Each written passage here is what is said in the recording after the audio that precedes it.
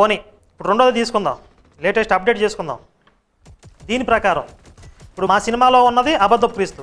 ఆయన వచ్చి ఏం చేశాడు, ఈ దొంగ వెధవలందరినీ, ఇది జనాల్ని మోసం చేస్తున్నటువంటి ఈ దొంగ బోధకులందరినీ ఖండించాడు, తప్పుపట్టాడు.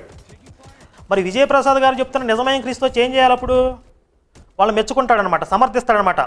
శబాష్ శబాష్ శబాష్, బాగా చేస్తున్నారు, జనాలు బాగా దోచుకోండి, నాకు కూడా పర్సంటేజ్ పంపించండి, సాయంత్రం సూట్ కేసు పంపించండి, కమిషన్ పంపించండి అంటాడా? నెక్స్ట్ రెండవ పాయింట్, సమవర్తి అంటే ప్రాణుల యొక్క కర్మఫలాలను బట్టి నిస్వార్థంగా నిష్పక్షపాతంగా తీర్పు తీర్చడమే కదా అని చెప్పి గతంలో చెప్పినటువంటి వీడియోలో ఆయన చెప్పిన దాన్ని మళ్ళీ సమర్థించుకున్నారు ఈ వీడియోలో.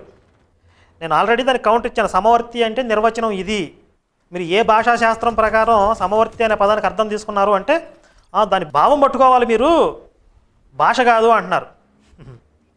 నేను భాష తీసుకుంటాను, భావం తీసుకుంటాను, ఏదో ఒకటి ఎగరగొట్టేసాను విజయప్రసాద్ గారు.